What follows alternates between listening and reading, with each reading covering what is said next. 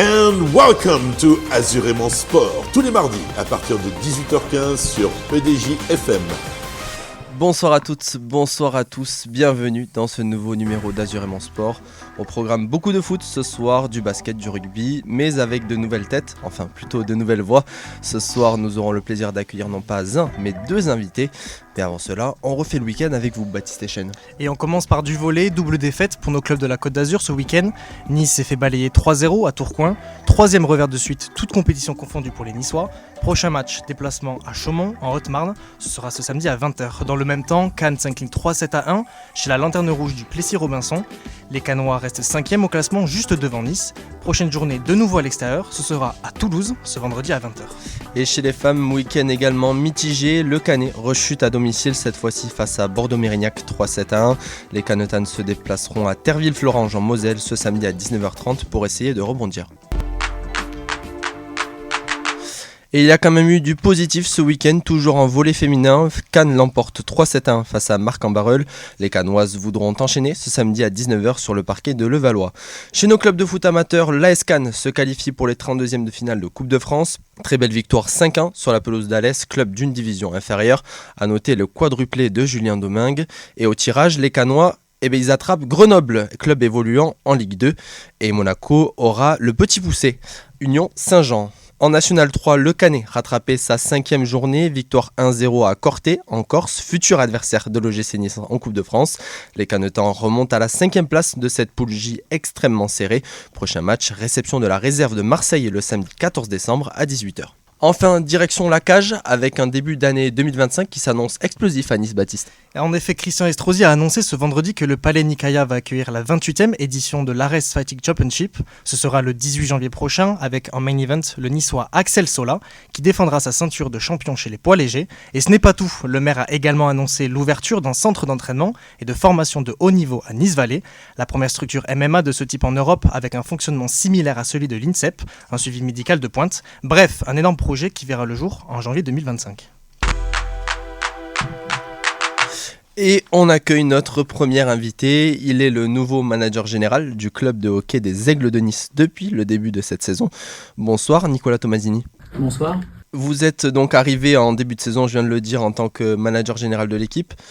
Pourquoi êtes-vous devenu ? Vous étiez à Grenoble, c'est ça avant ?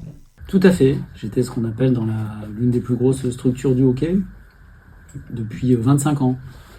Et en fait, je suis arrivé à la fin d'un parcours, il y avait déjà des gens qui étaient plus jeunes que moi, qui avaient beaucoup de force, qui avaient envie de prendre la suite, et j'avais une forme de lassitude par rapport à la direction du club. Comment s'est faite l'approche avec Nice, parce qu'on passe quand même d'un club qui jouait le titre à un club qui commence à se construire, qui arrive un petit peu dans les dernières places qualificatives aux playoffs. En fait, j'étais dans une démarche de départ depuis quelques mois, on va dire une moitié de saison. Et puis avec l'un de mes partenaires, collègues, peu importe le terme, on était dans une démarche un peu comme celle-là. Et en fait, on s'est renseigné sur les clubs qui étaient à racheter ou qui étaient en recherche d'un nouvel essor. Donc il y avait Nice, Cergy et puis Angers pour ne citer qu'eux.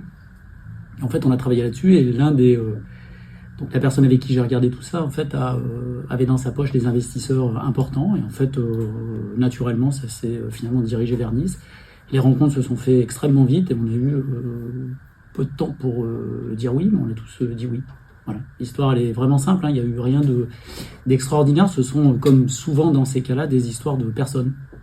Un fit, des choses qui se passent bien, un bon discours, on s'entend bien, ça marche, et voilà, et on fait le saut. Alors pour moi, c'était le plus compliqué, parce que 25 ans dans un même club, ça fait beaucoup. Alors c'est un grand mot, hein, mais je l'ai créé, puis je l'ai bonifié, et ensuite j'en suis parti. Mais j'ai eu 36 heures pour réfléchir. Ça fait pas énorme. Et ma décision s'est prise quasiment tout de suite. J'ai aimé en fait le projet, l'engouement, les gens avec qui je partais. Et vous avez des joueurs d'expérience dans l'équipe, mais aussi des jeunes joueurs. Est-ce que vous êtes venu pour vous installer entre guillemets sur le long terme, ou quelles sont vos ambitions sur les 2, 3, 4 prochaines années ? Encore une fois, à titre personnel. Tout à fait. Mes ambitions personnelles sont les mêmes que celles du club. C'est-à-dire qu'aujourd'hui, on va s'inscrire dans un projet au moins à moyen terme. Donc en fait, il faut construire comme on a pu le faire, parce que tout le monde parle de Grenoble en disant que ça a toujours été un grand club. En fait, déjà, les grands clubs, c'est un concept qui n'existe pas. Il y a des grands hommes dans des clubs, mais il n'y a pas de grands clubs. Sans hommes, ça ne fonctionne pas, en fait. Donc on va simplement travailler sur le moyen terme, mettre en place des choses pour créer, à partir de l'histoire des Aigles, une culture qui va se transmettre année après année et qui permet de, à la fois, former des joueurs sur le plan mental, physique, stratégique, jeunes, un peu moins jeunes. Certains feront des parcours plus restreints, d'autres des parcours plus longs. Et ça se construit sur, vous comptez comme ça, ce sont des cycles de 3 à 5 ans. Voilà. Alors moi, j'ai plus beaucoup à faire dans ce métier-là. Mais donc, dans, par exemple, 2 cycles, moi, je serai plus là. Mais l'important, c'est que je transmette mon savoir à ceux qui sont là derrière moi. Et vous arrivez donc dans un club où il y a eu beaucoup de changements aussi cet été. Beaucoup de turnover. Comment on arrive à prendre nos marques avec tout le nouveau collectif, que ce soit le staff ou les joueurs? Après moi, vous aurez le capitaine des Aigles qui sera présent sur votre antenne. Donc là, vous pourrez poser la question. Mais en fait, le but, c'est de commencer à créer, à partir de l'histoire qui a été faite, une culture. Donc une culture, ça veut dire qu'à un moment donné, il faut que chaque joueur soit conscient que lorsque tu arrives ici à Nice, tu dois emprunter des couleurs, une façon de travailler, une éthique de travail, une éthique au sens général du terme. Et en fait, tu construis peu à peu des joueurs qui deviennent, si tu veux, des porte-drapeaux, des emblèmes de ta propre équipe. Donc là, aujourd'hui, on a pris une équipe en cours de route avec un gros turnover. Donc voilà, donc la volonté, c'est ça, c'est-à-dire que on va sûrement commencer peu à peu à limiter le turnover. Après, dans le sport collectif moderne, il y a toujours du turnover. Vous n'y échapperez jamais. Le but étant de pas tomber sur des changements de collectif de 70 à 80%. Ça, c'est compliqué. Déjà 60, c'est compliqué, mais 70-80, c'est compliqué. Alors après, l'histoire de Nice fait que ça n'a pas toujours été simple pour eux de conserver leurs joueurs. Il y a un marché qui est agressif. Ils ont des joueurs qui sont passés par chez eux, qui ont fait de beaux parcours et qui ont souhaité aller jouer ailleurs. Donc ça peut s'entendre aussi. Et pour finir, quels sont, parce qu'on les sports les plus connus en France, foot, rugby, basket, surtout ici sur la Côte d'Azur, quelles sont les tâches d'un manager général concrètes? Qu'est-ce que vous faites au quotidien? Il y a un directeur sportif, il y a un manager général. Quels sont vos rôles en fait? En fait, vous avez 3 secteurs, pour le faire de façon schématique, pour tout le monde. En fait, vous avez un secteur événementiel communication, un secteur commercial et un secteur sportif. Le manager général, c'est celui qui chapeaute, en général, ces 3 secteurs et qui apporte une politique générale qui permet d'avoir une cohérence sur les 3 secteurs. Donc en fait, vous avez des valeurs que vous inculquez à l'intérieur de ces 3 secteurs qui doivent se rejoindre systématiquement. Et en fait, vous coordonnez les gens. C'est-à-dire qu'il y a, par exemple, présent dans cette salle, il y a une personne qui est en charge de toute la partie événementielle et communication. Il ne s'agit pas de faire son travail à sa place, mais c'est de lui dire que la politique du club, c'est ces axes-là et encore cela. Et en fait, c'est faire en sorte qu'elle travaille dans ces valeurs-là, dans ces axes-là, qui correspondent à la politique générale que souhaite mettre en place le président de cette structure.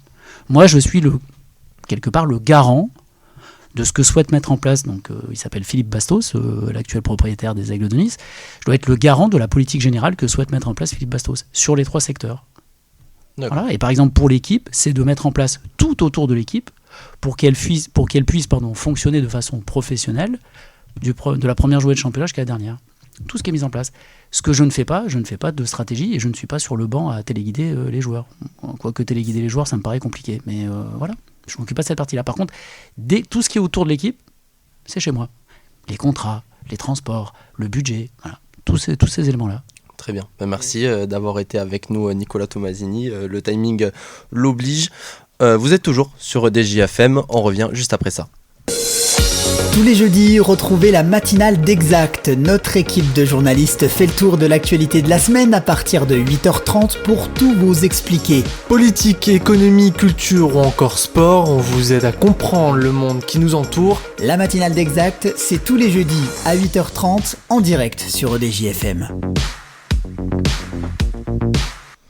Nous avons maintenant l'occasion de revenir plus sur le côté sportif avec le capitaine des Aigles de Nice. Bonsoir Marc-André Lévesque. Bonsoir.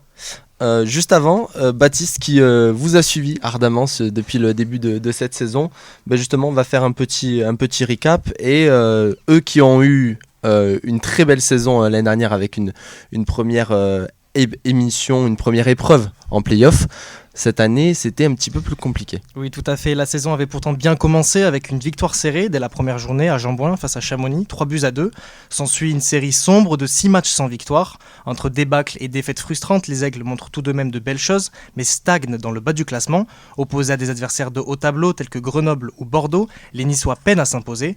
Des victoires cruciales face à Briançon ou encore Rouen permettent aux Azuréens de s'accrocher aux places qualificatives en play-off. Malgré ces difficultés, tout le club garde un objectif en tête, tout donner pour terminer dans les 8 premiers à la fin de la saison régulière. Et après une première partie de saison donc en demi-teinte, ça y est, les Aigles commencent à montrer leurs griffes et à commencer à s'envoler petit à petit. Exactement, ce sont des aigles, mais ils ont mangé du lion. Depuis le 19 novembre dernier, les Niçois survolent leurs adversaires. Une victoire au caractère contre Anglette et un match plus que maîtrisé face à Briançon leur redonne confiance. Le Nice Hockey Elite coupe ensuite les ailes des rapaces de Gap, puis se donne de l'air en s'imposant tranquillement sur la glace de Chamonix, 4-1. Des victoires importantes face à des concurrents directs à la course au play-off. Entre-temps, Nice s'est offert un succès prestigieux sur la patinoire de Marseille, 3-2, en 8e de finale de la Coupe de France. Donc pour l'instant en championnat, le bilan c'est 9 victoires, 15 défaites. Cette série de victoires donne aussi une statistique impressionnante. Exactement, la compétition a repris mi-septembre et Nice a réalisé quasiment la moitié de ses victoires de la saison sur les 2 dernières semaines. Avec 5 victoires de suite, toutes compétitions confondues, dont 4 en Ligue Magnus, les Niçois sont sur une excellente dynamique avec 24 matchs. Les Aigles sont l'équipe qui a le plus joué cette saison en Ligue Magnus. Ils comptent désormais 30 points et remontent à la 7e place du classement en espérant que cela continue. Donc rebonsoir Marc-André. Donc vous venez de la région de Québec, plus précisément de la ville de Longueuil. On a mené un petit peu nos petites recherches. Vous avez joué à Lyon, à Angers, à Bordeaux avant de rejoindre la Côte d'Azur. Quelles raisons vous ont poussé à rejoindre la France alors que ce sport il est quand même très populaire en Amérique ? Ouais, c'est toujours un truc que j'ai voulu faire étant plus jeune, de jouer en Europe. Peut-être que la France a toujours été une option entre guillemets facile parce que à cause de la langue. Donc moi j'ai joué au 3e niveau aux États-Unis et là-bas il faut savoir qu'on joue 72 matchs par saison, donc il y a énormément de déplacements, de matchs par semaine et le gros truc aussi, je dirais négatif, c'est que les contrats ne sont pas garantis. Donc au bout de 2 semaines, si les performances sont pas adéquates, le club il peut dire merci d'être venu et rentre sagement chez toi. Donc c'était une chose que j'ai vécue, j'ai apprécié, c'était cool, mais maintenant je cherchais peut-être un peu plus de stabilité et avoir autre chose, donc l'Europe. Et à l'époque, j'avais un agent qui s'occupait de moi, qui a envoyé mon CV hockey, comme on dit, à plusieurs clubs en Europe. Et au final, ça a donné que Lyon, c'était la plus belle opportunité pour moi. Donc, je suis atterri à Lyon et j'ai jamais quitté la France ensuite. Et donc Baptiste l'a évoqué, sur ce début de saison, il y a eu des matchs un petit peu compliqués face à des adversaires aussi beaucoup plus solides, beaucoup plus expérimenté. Quel a été le déclic dans cette saison où là vous enchaînez 5 victoires d'affilée ? Je dirais que déjà de base, il y a eu un gros renouvellement d'effectifs cet été. Je pense qu'il y a eu 5 ou 6 joueurs qui sont restés de l'an dernier. Donc forcément, dès le jour 1, il faut construire un nouveau groupe, un nouveau vestiaire, une nouvelle ambiance. Donc ça, forcément, c'est pas un truc qui est facile. Par contre, on a maintenant un groupe qui vit extrêmement bien. Je pense que c'est aussi grâce à ça maintenant qu'on est capable de remonter la pente. Comme tu l'as mentionné plus tôt, on a un début de calendrier qui a été quand même difficile avec des gros clubs où on n'était pas favori de gagner. Et maintenant, on a enchaîné des matchs contre des concurrents directs, des clubs qui se battent comme nous pour les playoffs à chaque année. Et là, comme j'ai dit, avec le groupe qu'on a, je pense qu'on a réussi à retrouver confiance avec une petite victoire, une deuxième, et maintenant on est rendu à 5, donc je pense que le groupe vit bien, on a repris confiance en nous et on sait qu'on peut bien jouer et gagner. Et après le départ de Louis Bellil, vous avez été nommé capitaine de l'équipe.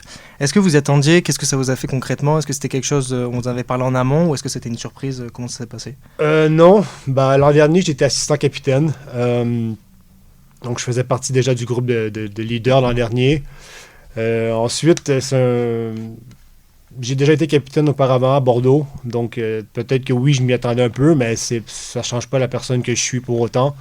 Je reste moi-même, je suis quelqu'un d'honnête, qui dit les choses quand il faut dire les choses, que ce soit négatif ou positif. J'essaie que le groupe vit bien, qu'on soit soudés, qu'on reste positif malgré les mauvaises passes ou que positif quand ça va bien quand même de dire aux gars qu'il ne faut pas lâcher, qu'il faut rester sur cette vague, comme c'est le cas maintenant. Donc non, peut-être pas une surprise. C'est surtout un honneur pour moi d'être capitaine, de savoir que j'ai la confiance des joueurs et des dirigeants. Donc ça, c'est vraiment bien. Mais c'est pas un truc que je prends à la légère et que je prends pour acquis. Donc à chaque jour, j'essaie de montrer l'exemple et de ramener les gars avec moi dans la même direction. Et en quart de finale de la Coupe de France, vous jouez Angers, qui n'est pas une équipe facile, qui est une très très bonne équipe. Est-ce que parmi tout le tirage, vous auriez préféré autre chose, ou à ce niveau-là, vous prenez tout ce qui se passe et vous avez tout donné, mais est-ce que vous avez une préférence sur l'équipe du fait aussi que vous jouez à l'extérieur? Peut-être que ça peut jouer aussi. Une préférence, forcément. La Coupe de France, il faut savoir que ça se joue en 5 matchs, 5 victoires, on est champion. Donc forcément, à un moment donné dans la compétition, il faut avoir un tirage favorable, peut-être un peu chanceux. Donc oui, Angers, on joue contre Angers à Angers, ça ne sera pas facile. Il faut l'approcher d'une façon où nous, on n'a absolument rien à perdre. La pression va être sur eux. Eux, c'est un des gros clubs du championnat et à chaque année, jouer pour Angers, c'est un objectif du club de là-bas, de gagner la Coupe de France et de gagner les playoffs. Donc nous, on va là sans pression. Eux, ils vont avoir la pression, donc on va là-bas, on joue notre match. Et je pense que de la façon dont on joue présentement, si on arrive à jouer un bon 60 minutes, je pense qu'on peut les accrocher et causer la surprise, ouais. Trop bien. Dernière question, un petit peu hors hockey, vous qui venez du Québec, comment c'est la gastronomie française par rapport à la québécoise? C'est pas comparable déjà. Je sais même pas si on a un plat type au Québec, à part la poutine. Et encore là, je sais pas si c'est un plat gastronomique, donc non, c'est pas comparable. J'adore la France, que ce soit la cuisine ou le mode de vie, la culture. C'est pour ça maintenant que j'y suis depuis 8 ans et je m'y plais bien ici. Donc non, pour répondre à la question, la gastronomie ici est une classe à part comparée au Québec. Parfait. Mais on continuera à vous suivre, vous et puis toute l'équipe des Aigles de Nice. On le rappelle, un prochain rendez-vous, c'est ce vendredi à 20h45 sur la glace de Cergy-Pontoise. Avant de recevoir Briançon à Jambouin, ce sera mardi prochain à 20h. L'occasion pour vous aussi de confirmer votre grande forme, sans oublier le quart de finale donc, de Coupe de France contre Angers. On note sur le calendrier, c'est le 17 décembre prochain. Merci Marc-André Lévesque d'avoir été avec nous. On retourne sur les terrains, on va sentir un petit peu ce goût de pelouse avec Joseph Péné. C'est Azurément Molle, jingle.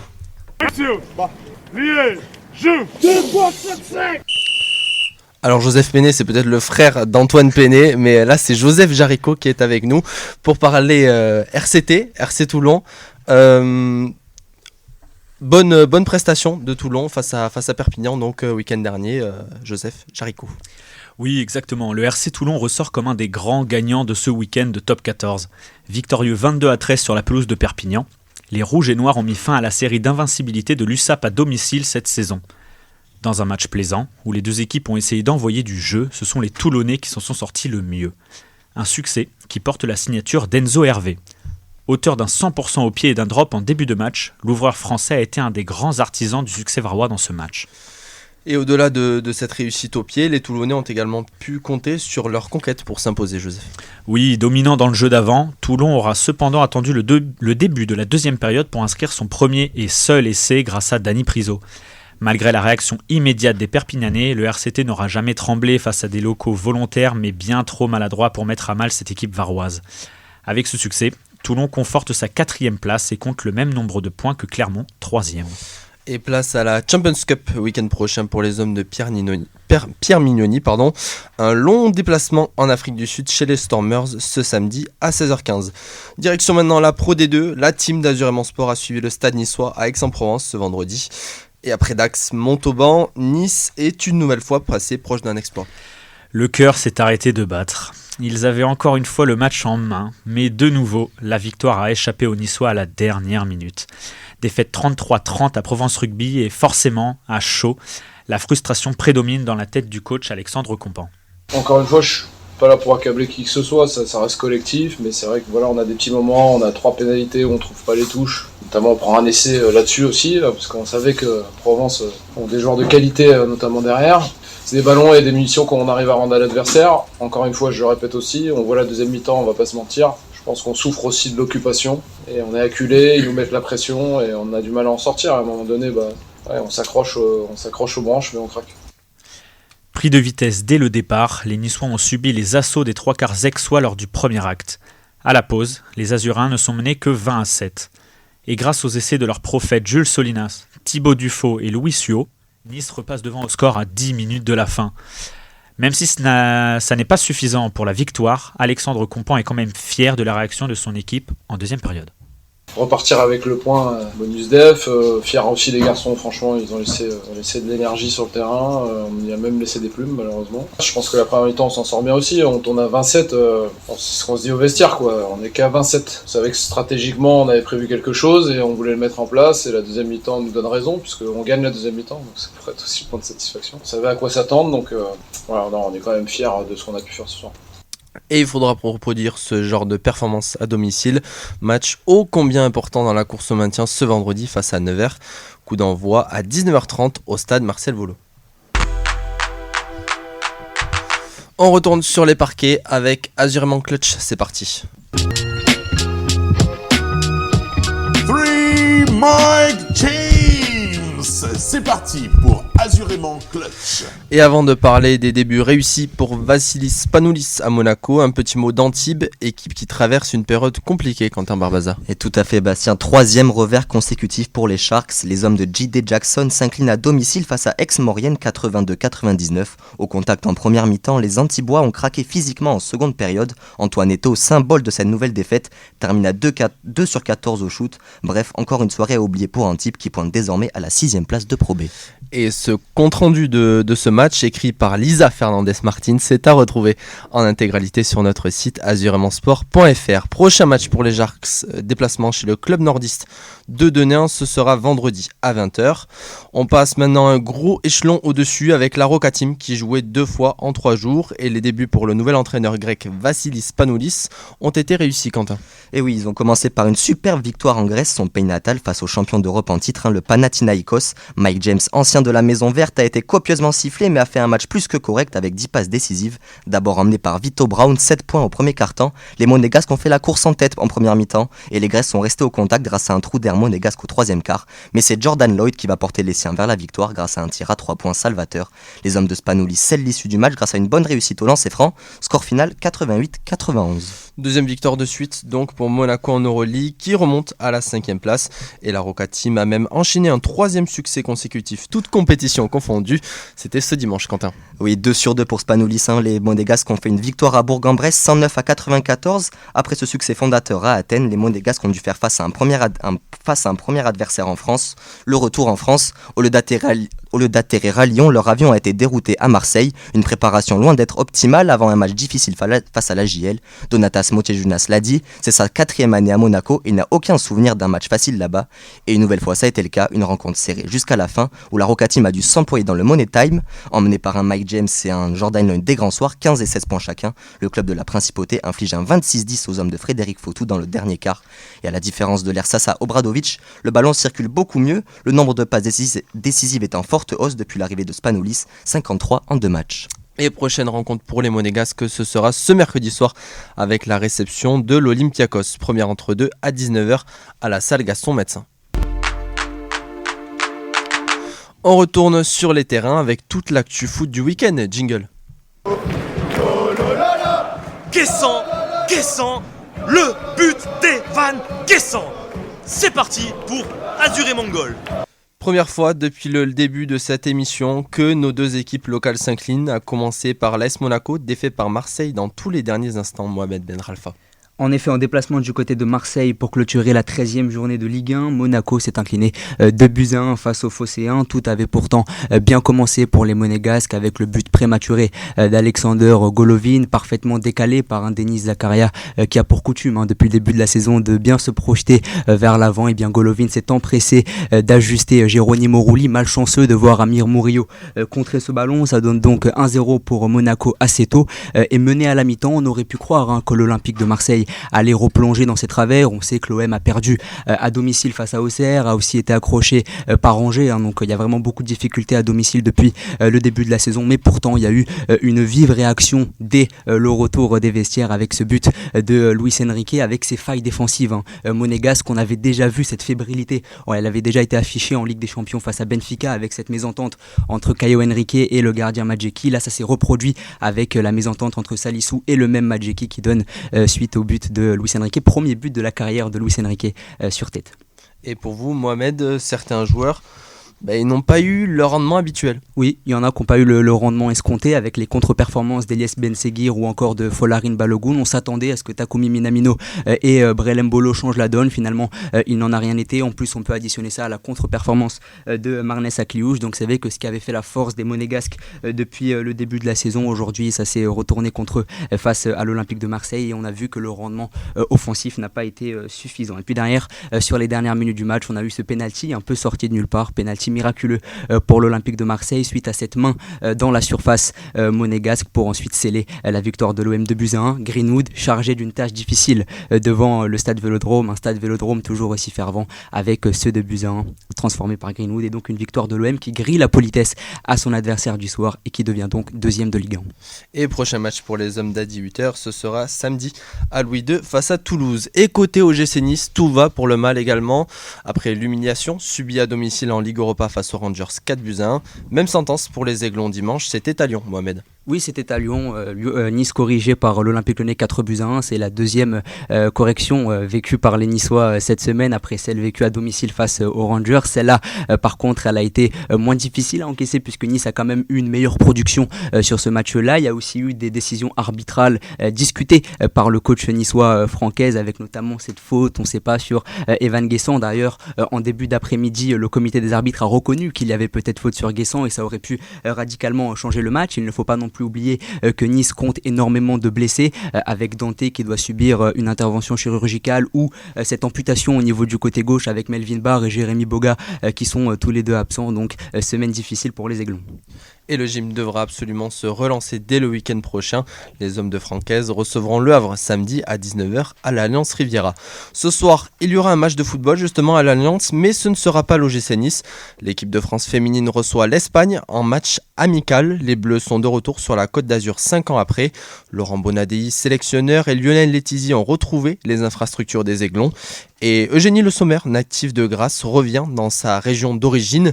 Par contre, moins de 15 000 spectateurs sont annoncés pour assister au match face aux championnes du monde en titre.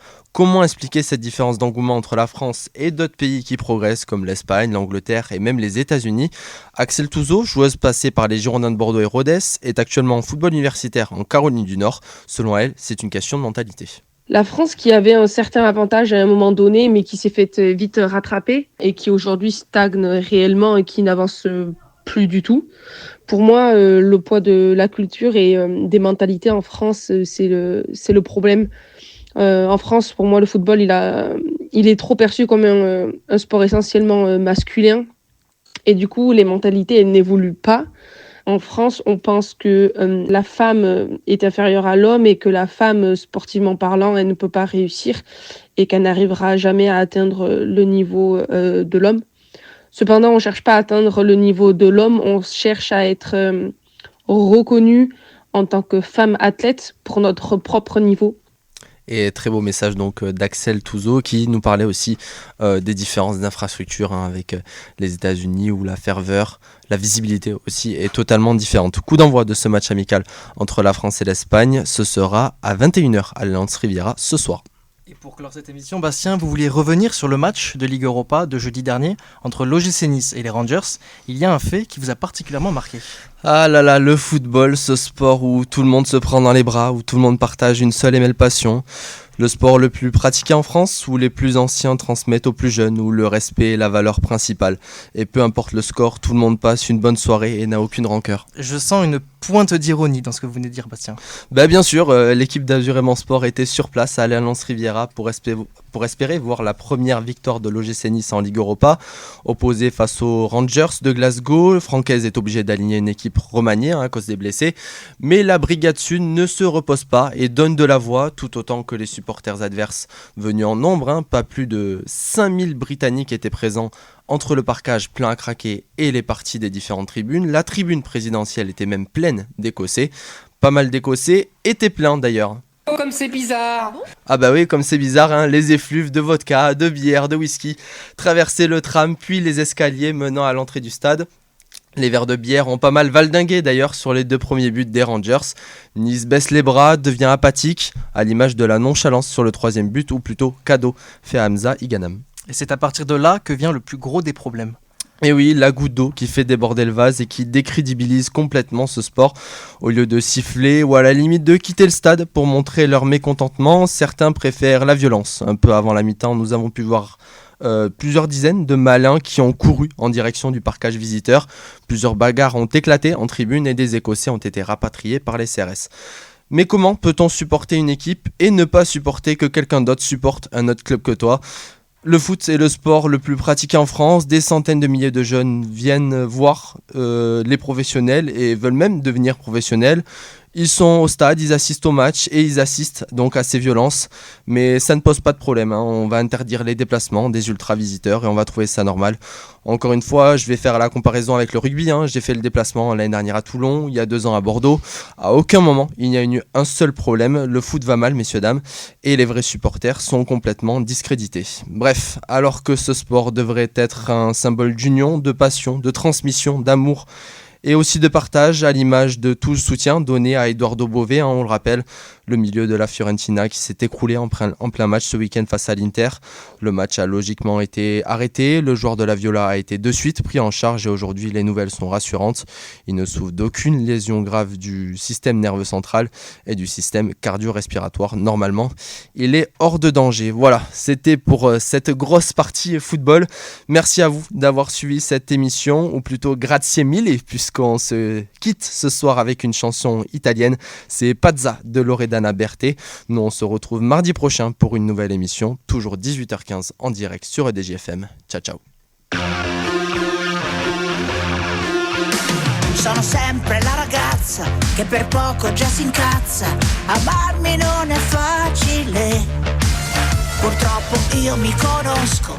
Ok, ti capisco. Se anche tu te ne andrai via da me.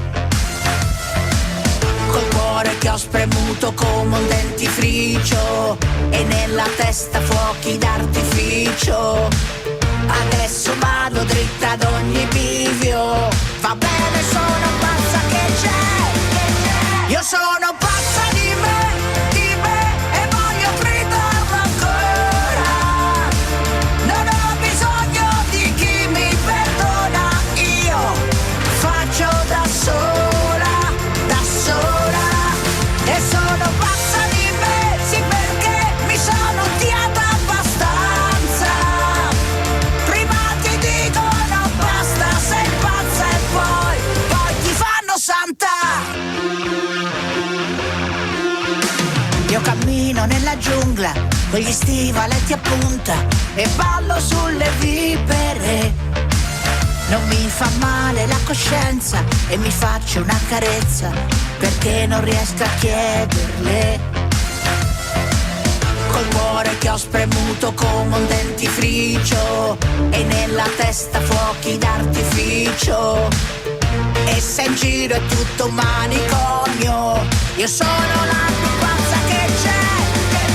Io sono pazza di me e voglio gridarlo ancora.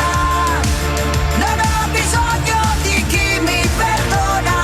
Io faccio da sola, da sola. E sono pazza di me, sì, perché mi sono odiata abbastanza. Prima ti dicono basta, sei pazza e poi ti fanno santa. Scusa se ti ho fatto male, forse non sono normale, o forse io sono pazza di